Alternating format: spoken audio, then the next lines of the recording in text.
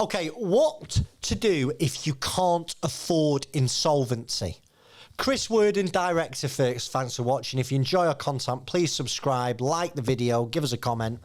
Right, I speak to hundreds of directors every month, okay? And a good number of those directors actually needs to place their business into liquidation. I'll tell you the common story. They owe HMRC, they owe a bounce back loan, they owe a CBILS loan, they owe suppliers. Their revenues have recently dropped, but their outgoings are still the same. Causes insolvency, okay? Now, the problem with insolvency for a lot of directors is there's a cost to it, okay? And you know on my videos, I'm very upfront with these type of things. If you're a small business in the UK looking to liquidate, you're going to be charged £4,000 to £5,000 plus VAT to close the company down, okay? So it's going to be 4,800 or 6,000 quid.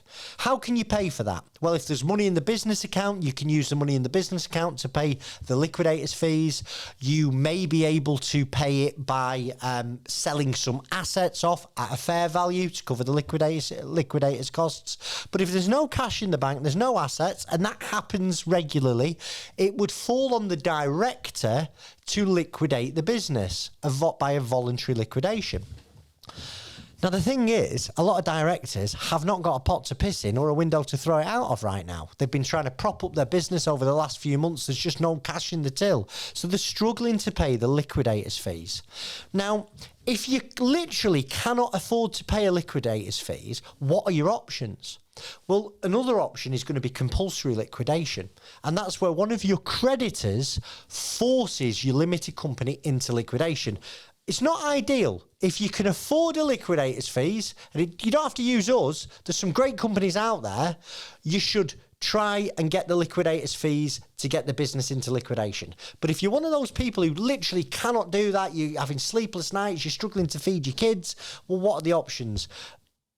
Compulsory liquidation is where you get wound up by one of your creditors. You get a day in court, and if you can't pay the debt, your company gets forcibly wound up, okay?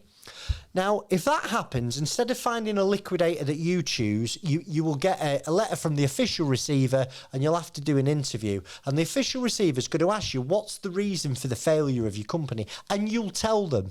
Now, the outcome's the same, because whether you do it voluntarily or compulsory, the business is in liquidation, the unsecured debts will go into the liquidation and be written off. The consequences can be more severe in a compulsory liquidation because you've really buried your head in the sand. You've not gone voluntary. You should, the minute you become insolvent, you can't afford to pay your debts when they fall due, liabilities are more than the debts. The onus is on you to seek insolvency advice and liquidate voluntarily.